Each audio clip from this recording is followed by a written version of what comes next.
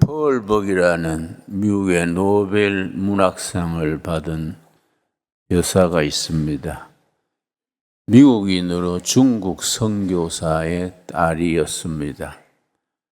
아버지가 중국 선교하는 동안에 그 체험을 바탕으로 대지라는 소설을 써서 노벨 문학상까지 받은 인물이 펄벅 여사입니다.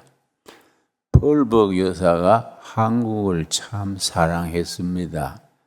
한국에 대한 글을 써서 그 당시에 세계 지성인들의 마음을 참 따뜻하게 했던 글이 있습니다.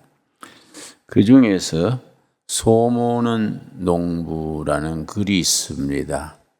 펄벅 여사가 한국 농촌을 방문 중에 농민이 지게에다가 짚을 무겁게 싣고 소달구지를 몰고 가는데 소달구지에는 아무것도 실지 않고 소는 빈 몸으로 달구지만 끌고 가는데 그래서 주인 되는 농민은 무거운 짚을 잔뜩 지고 갔습니다. 펄벅 여사가 궁금해서 물었습니다. 어째서 그 짚을 소에다가 싣고 가면 편하실 텐데 왜 자신이 짚을 지고 소는 빈 수레로 갑니까? 그랬더니 그 농민이 말하는 말을 듣고 감동했습니다. 소도 하루 종일 일했는데 이제 좀 쉬어야지요. 소가 쉬게 하려고 짐을 내가 지고 갑니다. 그래서 펄벅 여사가 감동을 한 글이 있습니다. 이 한국 사람은 자연과 동물과 사람, 이 더불어 하나로 생각하는 참 이상주의가 있지요. 또 글 중에 까치밥이란 한국의 농촌에 대한 글이 있습니다. 내가 그 글을 읽고 우리 시골에서 늘 할머니, 할아버지한테 듣던 얘기인데 그 펄벅 여사는 그렇게 감동을 받았을까 생각했습니다. 펄벅 여사가 농촌을 지나가는데 가을철이겠지요. 큰 감나무에 꼭대기에 감이 많이 달려 있었습니다. 감을 다 따고 꼭대기에만 감이 달려 있으니까 물었습니다. 저 꼭대기에 감은 너무 멀어서 못 딴 거지요. 그러니까 한국 농민이 뭐라고 말했는고 하니 그거는 까치밥이지요. 새들도 먹어야 되지요. 사람만 다 먹어버리면 새나 까치는 먹을 게 없잖아요. 까치밥으로 남겨둔 겁니다. 그래서 큰 감동을 받았어요. 나는 우리 시골에서 자라면서 할아버지 할머니들에게 늘 그 말을 들으면서 가을에 감 딸 때 우리 할아버지는 꼭 꼭대기에 잘 익은 홍시들은 따지 말아라 했습니다. 우리 할아버지 저 제일 잘 익었는데 저거 땁시다. 그러면 얘들아 그 새밥이다. 사람이 다 먹어버리면 새들은 먹을 게 없지 않냐. 그 얘기를 들으면서 자랐습니다. 그걸 우리 펄벅 여사가 그렇게 감동스럽게 쓴 거지요. 우리 할머니는 우리 숙모에게 그 설거지 하고 나는 물 있지요. 설거지 뜨거운 채로 수채에 붓지 말고 식혀서 부어라 그랬습니다. 그럼 우리가 어릴 때 할머니 그 수채에 버리는 물인데 왜 식혀서 붓습니까? 그랬더니 우리 할머니 말이 그 뜨거운 물을 부으면 수채에 벌레가 죽는다. 거기는 깨구리도 있고 벌레도 있는데 물을 식혀서 버려야 다 같이 사는 게 아니냐. 이 한국인의 기본 심성입니다. 참 세계적으로 드문 심성이지요. 요즘 이래 산업이 발달하고 경제가 좋아지고 살만하니까 우리 어린 시절에 그런 정서, 국민적인 감정, 그 문화 DNA가 많이 메말라지는 것 같아요. 너무 사회 사는 것이 살벌해집니다. 내가 이제 동두천에서 지하철을 타고 아침 9시경 서울을 가는데 그 시간에는 출근 시간이라 굉장히 복잡하더라고요. 그 복잡한데 비집고 들어가다가 젊은 사람 발을 밟았어요. 그랬더니 그 젊은 사람이 이 영감이 눈이 빛나. 왜 너 눈에 발 밟아? 나도 화가 나가지고 보게 내 발에 눈이 없어가지고 밟았네. 그걸 좀 그러려니 하지 뭐 그래 아침부터 그렇게 신경질을 내는가? 그랬더니 이 영감이 한번 맞을라 하나. 그래서 옴부산에 때리는 건 자유인데 출근길에 그렇게 신경질 내면 하루 종일 재수가 안 좋을 낀데, 응? 내가 그랬더니 그 청년도 나중에 사과하더라고요. 할아버지, 내가 좀 아침에 기분이 나빠서 너무 지나쳤습니다. 그래서 그래 뭐 피차 실수했으니까 앞으로 우리 좀 편하게 세상 살아가세 그랬는데 너무 민심이요 거칠어지고 살벌해지요. 우리 조상들의 그런 참 까치밥을 남기던 마음, 소한테도 배려하던 마음, 그런 마음을 되살릴 것이 우리 한국 교회가 해야 될 일 중에 하나입니다. 우리 한국 교회가 뭐 교회 성장도 하고 아시아에서 최고로 성공한 교회를 이루었는데 한 가지 우리가 잘 아직 못한 게 있습니다. 앞으로 신경 써야지요. 문화를 만들지 못했습니다. 성경적 문화, 성경적 가치관, 문화라는 것은 기독교 문화라는 것은 기독교인이 신앙생활하면서 성경의 가르침대로 이루어진 사고방식, 가치관, 작품, 이게 다 문화라 하겠지요. 한국 교회는 교회도 잘 짓고 학교도 세우고 병원도 세우고 다 잘 해왔는데 기독교 문화를 아직 보급하지를 못했습니다. 내가 서점가에 자주 가는데요. 늘 아쉽게 생각하는 것은 스님들이 쓴 책은 일반 베스트셀러 서가에 쭉 있는데 목사님들이 쓴 책은 그런데 끼질 않아요. 기독교 코너에 한 군데 이렇게 있습니다. 그래서 아직 국민들이 생각할 때 아직 기독교인에 가지는 목사나 크리스찬들의 가치관, 작품, 소설, 수기 이런 것을 일반화되지 못한 거지요. 그래서 앞으로 우리가 음악, 연극, 영화, 기독교적인 문화, 그러니까 내가 가끔 우리나라 BTS니 무슨 드라마도 지난번에 영화가 뭡니까? 좋은 세계적으로 히트친 영화들이 있지요. 그런데 내가 가만히 살펴보면은 한국 교회의 그 성경적 바탕으로 한 그런 작품을 내지를 못해요. 우리가 거기에 좀 투자를 하고 해야겠다. 저는 그런 생각을 가끔 합니다. 오늘 본문 말씀 역대하 17장은 여호사밧 왕이 참 정치를 잘 했습니다. 다윗 왕 이래로 현명한 군주, 현군이 여호사밧입니다. 여호사밧이 네 가지로 국가 경제를 잘 살렸습니다. 우리나라의 뭐 대통령이나 보좌하는 사람들이나 국회 나라를 이끌어가는 사람들이 역대하 17장 이 말씀을 잘 읽었으면 좋겠다. 그러게 내 바람입니다. 가끔 내가 국회에 강의하러 가면은 국회의원들한테 그럽니다. 예수를 안 믿어도 성경을 읽어라. 성경은 완성되는데 1500년 걸린 인류의 지식 문화유산의 최고다, 최고. 어떤 책을 1500년 걸려서 쓴 책이 어디 있습니까?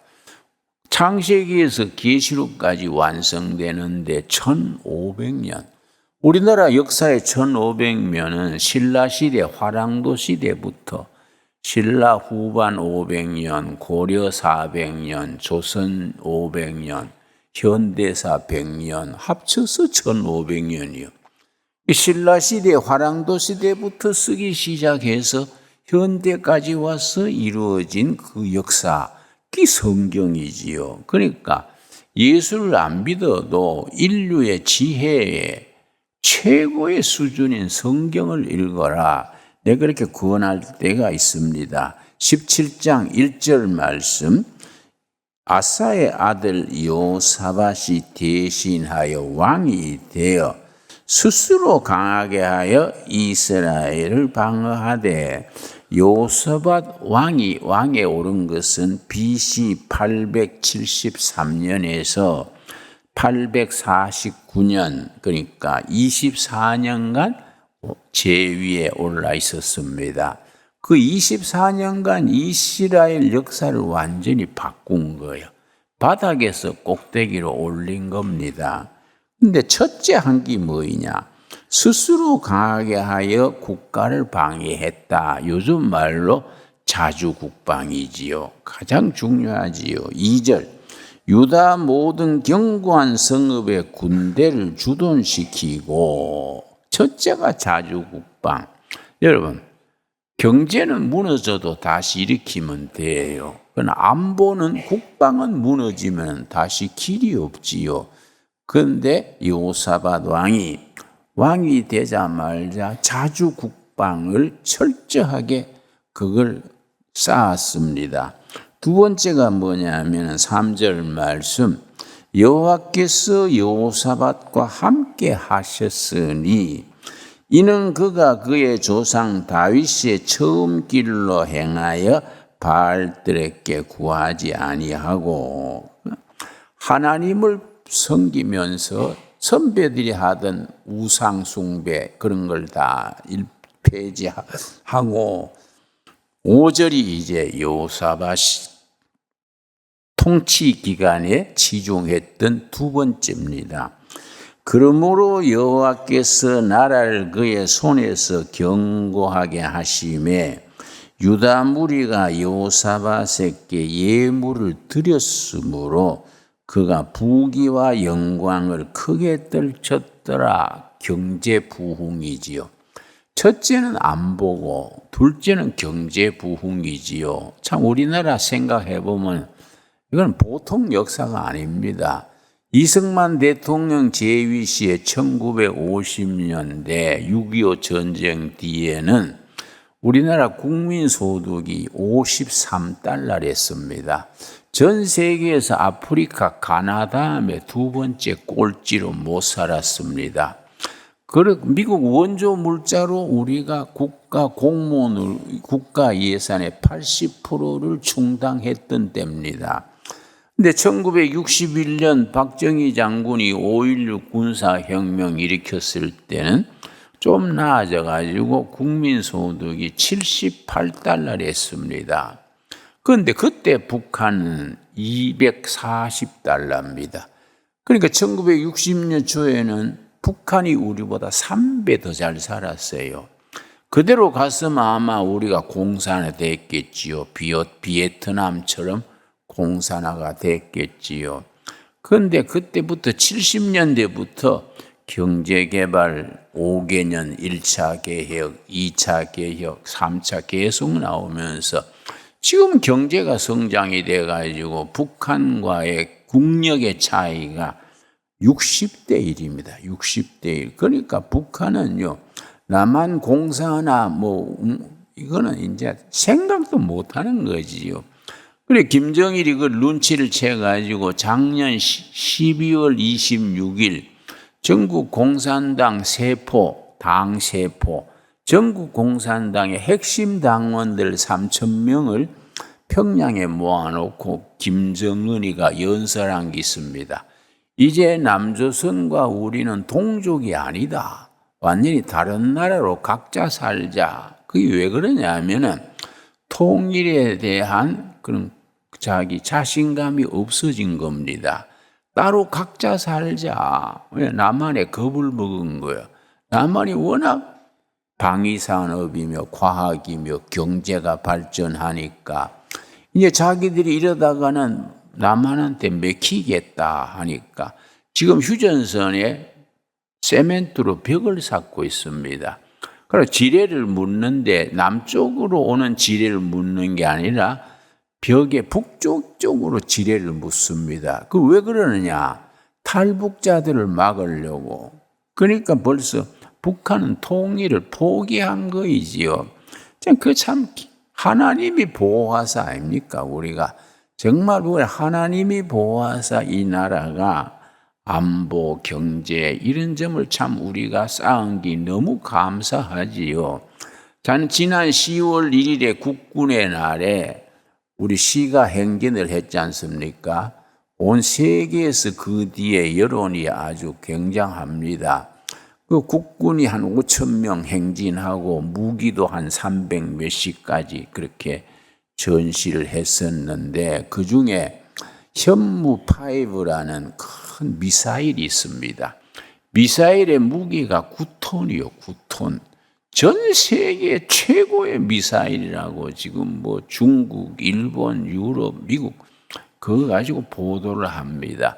미사일 무게가 9톤이요, 9톤. 이걸 이제 쏘면은 1000m로 올라가 가지고 평양에다가 쏘면은 1000m 올라가 가지고 떨어질 때 소리 속도의 10배, 음속의 10배 속도로 떨어지면은 물리학에서 말하는 운동 에너지가 가속도로 붙어서 그 바위도 100m 파고 들어간다는 겁니다. 그러니까 김정은이가 굴 속에 숨어서 핵장난 하려 하니까 김정은이 참모들이 숨어있는 굴에다가 그걸 떨어뜨리면은 바위에 100m 파고 들어가서 퍼뜨린다는 겁니다. 그러니까 얼마나 참 굉장한 무기입니까? 또 거기에 내가 잠깐 텔레비로 보니까 강아지가 막 걸어가더라고요. 그 국군 행진에. 그래서 우리 중국 방송에 뭐 나왔냐면은 강아지 데리고 무슨 전쟁을 하려고 하냐? 장난감 가지고 뭘 하려고 하냐? 중국 방송에 나왔어요. 사실은 그렇게 장난감이 아닙니다. 강아지가 그 로봇이지요. 로봇가 가서 이거 전방을 정찰하는 거예요. 강아지에 현미경이 달려가지고 사진기가 달려가지고 적이 어디에 있고 뭐 포대는 어디에 있고 다 찍어 오는 거예요. 그러고 그거 뭐 지뢰를 다 강아지가 가서 폭파하고 또 부상경이 생기면 실어 나르고 보통 무기가 아니지요. 전 세계에 그렇게 강아지 로봇으로 전선에 투입하는 나온 거는 우리 대한민국이 처음입니다. 처음. 그러니까 한국이 국방 과학이 엄청나지요. 그러나 이걸 뭐 전쟁하려고 국방하는 게 아니지요. 요사밭 왕처럼 나라를 지키는 거지요. 국민을 보호하고 국가를 위해서 그런 방위산업 하는 거 아니겠습니까? 우리나라 방위산업이요, 옛날에는 뭐 수류탄도 못 만들었지요. 그런데 1970년이 기점입니다. 1970년. 카터 대통령이 한국에 와가지고 박정희 대통령 만났는데 보통 우리나라에서 준비하는 뭐 조선 호텔이나 이런 데다가 모시는데 카터가 올 때부터 그런 데 안 가고 미군 부대 숙소 가서 자고 그러고서는 대통령 만나가지고 당신 같은 독재자가 있는 나라에 우리 미군을 철수하겠소 이러니까 박정희 대통령이 사정을 했지요. 예, 내가 독재자라 치고 영어로 딕테이터, 내가 딕테이터라 치고 나보다 10배나 더 심한 김일성 독재가 있으니까 미군이 있어줘야 됩니다. 그러니까 카터가 그 참 신앙이 좋은 집사인데 그 점은 좀 참 마음에 안 들어요. 무슨 소리요? 당신 같은 독재자 밑에 우리 미군이 그렇게 있을 필요가 없어. 당장 철군하겠어. 고집을 피우니까 박정희 장군이 뚜껑이 열린 거예요. 오케이, 철수하시오. 어? 당신들 당장 내려 빼가시오. 우린 자주 국방하겠습니다. 그리고 카터가 미국으로 떠나는 그 다음 날 국방과학연구소를 세웠습니다. 그 대전에다가. 그걸 ADD 그래, ADD. 그럼 아무것도 없을 때지요. 세워가지고 2달 안에 수류탄하고 박격포 총알 만들어 와라. 지시해가 국방과학연구소가 시작됐는데 국방과학연구소를 이렇게 개설하고 나서 그 연구원들이 딴 데 안 가고 저 남해 한산도 이순신 장군 사당에 가가지고 사당 앞에 이순신 장군 사당에 절을 하고 장군님 우리 자주 국방을 이어서 장군님의 뒤를 잇겠습니다. 그 사람들이 울면서 이순신 장군 앞에 절했어요.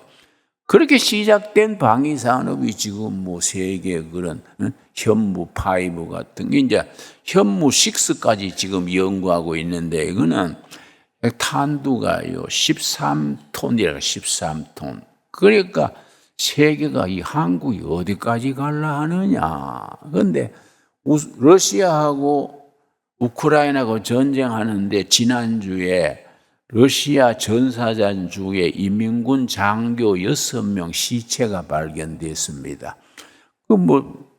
러시아군이 후퇴하면서 이민군 장교 죽은 시체를 그냥 두고 도망갔지요. 우크라이나 군이 그걸 이제 찾았지요. 이민군 장교가 러시아 전쟁에 왜 나타나서 6명이나 전쟁합니까? 그러니까 우리 문제로 끝나는 게 아닙니다. 우리 문제로. 이스라엘의 중동의 전쟁이 이스라엘하고 이란하고 전쟁을 하는데 여러분 하마스라고 들었죠. 하마스. 그 팔레스타인 하마스 땅굴을 팠는데 땅굴을 누가 파줬느냐? 이스라엘 땅에서 땅굴 팠어요. 이스라엘은 땅굴 파는 데는 세계 최고지요. 이스라엘 사람들이 와서 땅굴 파준 겁니다. 그러고 헤즈볼라가 있지요. 레바논의 헤즈볼라가 이번에 이제 이스라엘 군하고 전투를 하는데 헤즈볼라 무기가 다 북한제예요. 그러고 이란이 핵무기를 만드는데 북한이 그걸 지도해 주는 겁니다. 김정일 때 용천역 폭파 사건이라고 이스라엘 정보원들이 북한 용천 가가지고 열차 가는 걸 폭발시켰는데요. 그 열차에 이란의 핵과학 기술자 12명이 그때 폭사했어요. 그러니까 북한이 이란의 핵 기술자를 데려다가 교육시켜서 귀국하는데 그 기차를 이스라엘 특공대가 폭파시킨 겁니다. 그러니까 이게 지금은 우리끼리 세상이 아니에요. 세계가 다 연결되어 있는 거이지요. 이번에 여러분 지난 10월 1일 우리 국군의 날 행사할 때에 이란이 이스라엘에 미사일을 180개를 쏘았지요. 그러니까 이스라엘의 그 수상이 네타냐후입니다. 네타냐후. 미국 MIT 대학을 나온 아주 참 머리가 좋은 사람입니다. 그 사람이 이스라엘 180기 미사일을 맞았는데 웃고 있다는 거예요. 왜냐? 머리는 이란이요. 뭡니까? 먼 게가 아니고 뭡니까? 그 머리는 이란이고 밑에 발이 하마스, 헤즈볼라, 혁명 수비대, 후티 반군. 그동안에는 그걸 발만 잡고 전쟁하고 잘랐는데 이란을 쳐야 되겠는데 명분이 없는 거이지요. 그래서 명분을 만들려고 기다렸는데 이제 이란이 이스라엘을 미사일 180발을 쏘니까 이제 건수가 생긴 거예요. 좋다. 이란에 그 핵무장하는 센터가 있습니다. 북한이 도와가지고 90%까지 완성했습니다. 한 달쯤 더 하면 완성된다 그래요. 그러니까 이스라엘이 공군이 가가지고 그걸 폭격하려고 그래요. 그러니까 이제 미국의 대통령, 그다음에 뭐 이름도 기억 안 나네요. 맨날 자는 듯이는 노인 있잖아요. 미국의 대통령 하지 마라. 그러니까 이스라엘 쪽에서 미국이 가만히 있으시오. 방해만 하지 마시오. 응? 그래가지고 이번에 이제 며칠 안으로 아마 칠 거요. 이란의 핵시설을 완전히 그들 내버리려는 거이지요. 그러니까 이란 핵시설을 북한이 가서 지원해서 만들어준 거이지요. 그러니까 우리가 세계가 하나로 움직이는 거지요. 이 나라가 정말로 이 강대국 속에 쌓여 있지 않습니까? 일본이 있고 미국이 있고 러시아가 있고 이 나라는 하나님이 보호하사 앞날이 훤하게 잘 될 줄로 믿습니다. 그런데 이 여호사밧 왕이 첫째는 안보고 둘째는 경제고 셋째가 뭐이냐 하면은 교육입니다. 교육. 7절 말씀. 역대하 17장 7절 말씀. 그가 왕위에 있은 지 3년에 그의 방백들 벤하일과 오바댜와 스가랴와 느다넬과 미가야를 보내어 유다 여러 성읍에 가서 가르치게 하고 성경학자들을 각 지방에 보내가지고 국민들한테 성경 말씀을 가르치는 겁니다. 교육입니다. 교육. 국민교육. 안보가 첫째고 경제, 그 다음에 교육. 그런데 교육의 중심이 뭐이냐? 9절이지요. 9절. 9절 말씀이 중요한 겁니다. 이 한국교회가 우리 국민, 우리나라에 대한 사명이지요. 자, 역대하 17장 9절. 그들이 여호와의 율법책을 가지고 유다에서 가르치되 그 모든 유다 성읍들로 두루 다니며 백성들을 가르쳤더라. 지방에 다니면서 교육을 시키는데 교육 교과서가 뭐랬습니까? 여러분. 두 교과서가 성경이요, 성경. 이건 물론 구약 성경이지요. 뭐 모세오경, 신명기 이런 시편 이런 교과 성경 말씀을 가지고 각 지방에 국민 교육을 시킨 겁니다. 여러분, 지금 우리가 성경이 교회 안에 갇혀 있어요. 옛날 조선조에는 시골 사당까지 시골 마을에까지 서당을 열어가지고 공자왈 맹자왈 가르쳤지요. 여러분 신라시대에는 화랑도를 뒷받침했는 그 정신적 지주가 스님이랬습니다. 스님이 화랑도 세속 5개를 만들고 화랑도의 정신적 기반이 불교랬지요. 그런데 조선조에서는 유교를 가지고 시골 마을까지 공자, 명자왈, 사서, 오경 가르쳤는데 지금은 우리가 통일한국 시대는 성경의 시대가 와야 되지 않겠습니까? 안 그렇습니까? 성경이 교회 안에서만 우리끼리 배우면 안 돼요. 내가 둘의 국제학교를 왜 인가 안 내고 하느냐 하면은 정부에서 인가 내주려고 그래요. 목사님 허가 내면은 지원도 해주고 고생 안 해도 됩니다. 그래 물어보니까 성경을 못 가르치게 해요. 그러고 선생 뽑는 걸 우리가 뽑는 게 아니라 교육청에서 그걸 이끄는 겁니다. 그러면 크리스찬 선생도 못 뽑고 성경도 못 가르치면 뭐한데 우리가 학교 그렇지 합니까? 안 그렇습니까? 우리가 이 나라의 분위기를 바꿔야 됩니다. 성경 말씀이 국민 교과서가 돼야 돼요. 국민들이 성경을 배우고 성경의 진리를 배워가지고 통일 한국 시대에 세계에 뜨는 나라를 만들어야 되지요. 아까 폴봉 여사가 뭐라 그랬습니까? 보배 같은 나라다. 한국은 세계의 보배 같은 나라다. 보배 같은 나라에 이걸 이어나가려면은 성경 말씀이 중심에 있어야 되지요. 이 나라가 뭐 기독교가 국교가 되자는 게 아니라 국민 교육의 성경 말씀을 가지고 우리가 성경적 가치관, 성경적 윤리, 생활이 국민 속에 스며들어야 됩니다. 그런 세월이 우리가 오게 될 줄로 믿습니다. 그런 나라를 우리가 만들어야 되지요, 여러분. 우리나라가 참 이만큼 옛날에 어려운 시기를 지나가지고 이만큼 된 것이 난 아무리 생각해도 하나님이 보호하사요. 하나님이 보호하사. 나는 지난번에 미국 갔더니 미국 교포들이 그래요. 미국은 지루한 천국이고 한국은 시끄러운 지옥입니다. 그래서 재미있는 지옥입니다. 그래서 말이 되네 그랬는데 해외 나갔던 동포들도요. 우리 본국으로 와서 살고 싶어 해요. 그래서 미국의 포린 파리시라는 외교 잡지가 있는데 2030년 40년 경에는 세계를 이끌 네 나라를 지목했습니다. 그걸 거츠 그래요. 거츠. GUTS.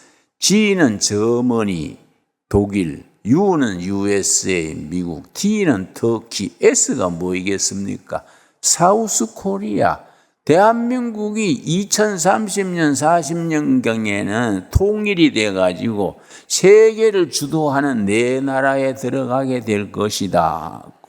외교 전문 잡지에서 썼습니다. 2012년에 쓴 글입니다. 그런데 그렇게 돼 가야지요. 그런데 그 포린 파리시에서 2030년, 40년경 가서 한국에 그렇게 될 수 있는 이유를 5가지를 들었어요. 쭉 설명을 했습니다. 첫째가 뭐냐면 한국인의 국민성, 그 내셔널 캐릭터 그래요. 국민성이 그렇게 일낸다는 겁니다. 국민성이 뭐이냐? 열정, 패션, 열정. 뭔 일을 하면 죽게 하면 까무러치기로 하는 열정이죠. 둘째는 근면. 그리고 세 번째는 상대에 대한 배려, 공동체 의식이지요. 배려라는 건 짝배자 염려할 예자입니다. 부부가 살아도 부인에 대해서 늘 배려하는 마음, 이웃에 대해서 배려하는 마음, 성경으로 말하면 이웃사랑이지요. 이웃사랑. 이것이 2023년경 세계를 이끄는 중심 국가가 되는 국민성의 기초다. 두 번째는 뭘 들었냐면 교육열. 부모는 굶어도 자식을 교육시키지 않습니까? 세 번째가 아마 과학, 기술. 지금 외국에 나가면 한국 거라면 하이테크 나라지. 기술, 반도체, 원자력, 조선, 이런 방위산업, 이런 기술 국가로 발돋움한 거이지요. 우리가 굶으면서 자식 공부시켜가 과학 기술로 세계에 우리가 올라서는 거이지요. 네 번째가 뭐냐면 해외 동포들. 해외 186개 나라에 우리가 750만 해외 동포들이 있습니다. 그 해외 동포들의 네트워크. 그래서 이번 윤석열 정부에서 교민청을 만들었어요. 교포들의 힘을 모아서 본국이 발전하는 데 힘을 뒷받침하게 하자. 그래서 IMF가 났을 때에 미국, 카나다 교포들이 30억 달러를 보냈습니다. 참 고마운 교포들이지요. 그때 30억 달러는 컸습니다. 또 우리 국민들도 금모으기 운동을 했지요. 이게 전 세계가 놀래버렸어요. 내가 독일에 그때 갔더니 감탄을 해요. 국가가 IMF를 당했는데 어떻게 아줌마들이 돌반지, 금반지, 결혼 금목걸이 이런 걸 다 국가에다가 도네이션을 하냐. 세계에 그런 나라가 없다. 그래서 우리나라가 IMF가 1997년에 일어났는데 2년 8개월 만에 최고로 빨리 갚았습니다. 전 세계 기록입니다. IMF 터진 나라 중에 그걸 빚을 내가지고 2년 8개월 만에 갚은 나라가 대한민국입니다. 그러니까 중국 사람은 나라가 어려워지면 금모으기를 합니다. 금모으기. 어디 도망가려고 금을 모아요. 일본 사람은 나라가 어려워지면 저축을 해요. 안방에 돈을, 현찰을 모아요. 한국 사람은 뭐 합니까? 나라 위에서 금모으기를 하는 겁니다. 금가락지, 돌, 금목걸이 다 나라 위에서 헌납하는 겁니다. 이게 한국인이 가지는 자랑스러운 국민성이지요. 그런데 다섯 번째가 중요한 거죠. 다섯 번째가. 포린 파리시 잡지에서 쓴 글이 내가 참 마음에 깊이 새겨졌어요. 한국의 프로테스탄트 철치. 한국은 개신교가 있기 때문에 나라가 발전한다. 지난 100년 나라가 밑바닥에 떨어졌을 때 미국 선교사들이 들어오고 선배 기독교인들이 정말로 열심히 기도하고 이래가지고 나라를 이만큼 일으키는데 정신적인, 영적인, 도덕적인 기초를 닦았다. 사방에 학교 세우고 병원 세우고 교회 세우고 국민 정신을 지도했다. 나는 목회가 54년째인데요. 54년 동안 목회하면서 빈민촌 목회, 농촌 목회, 변두리 개척교회, 시민운동 골고루 해봤는데요. 또 정치범으로 콩밥까지 먹어봤는데요. 내가 결론이 뭐냐? 한국의 희망은 교회다, 교회. 교인들이요, 시민운동 단체에도 시민운동 모이면은요, 80%는 교인들이요, 교인들. 교인들이 제일 맑게 알아듣고 양보할 줄 알고 교인들이 제일 앞장 봉사하려고 그럽니다. 그러니까 한국 교인들의 수준이 일반 수준보다 훨씬 높고 성숙되어 있는 거지요. 이런 걸 우리가 잘 이끌어서 통일 한국 시대에 정말 세계에 뜨는 대한민국 교회로, 대한민국 나라로 이끌어가야 되지 않겠습니까? 그러니까 교회가 중요합니다. 교회가 중요하니까 신강두레교회 같은 교회가 중요하지요. 신강두레 교회는 이 의정부에서 포천까지 이 지역에 복음선교의 국가 경제 발전, 기독교 문화의 중심 센터가 될 수 있어야 됩니다. 아멘 하시지요? 우리가요, 포부를 가져야 돼요. 포부. 선한 앰비션을 가지고, 이왕 예수 믿는데 비실비실 믿지 말고 한번 해보자. 그런 우리가 결심을 하는 뜻이 있고 비전이 있고 목표가 있는 교회를 함께 이루어갈 수 있게 되기 바랍니다. 오늘 역대하 17장 여호사밧의 결론이 뭡니까? 결론. 첫째는 안보, 둘째는 뭐라 그랬습니까? 경제부흥, 세 번째 뭡니까? 교육. 교육의 기초가 뭐랬다고요? 하나님의 말씀. 결론이 12절입니다. 역대하 17장 12절 말씀. 여호사밧이 점점 강대하여 유다의 견고한 요새와 국고성을 건축했다. 나라가 점점 강대해져서 부국 강병을 이루어서 예루살렘 견고한 요새, 국방력이 탄탄해지고, 국고성이라는 건 창고죠. 창고, 물류 창고. 모든 생산품, 모든 물류를 저장하는 창고들이 즐비하게 됐다. 역대하 17장 말씀이 우리 역사에, 한반도 역사에 이루어지게 될 줄로 믿습니다. 기도하겠습니다. 하나님 감사합니다. 오늘 또 거룩한 성일 복된 날 우리가 예배드리면서 여호사밧 왕의 말씀을 읽게 하셔서 감사합니다.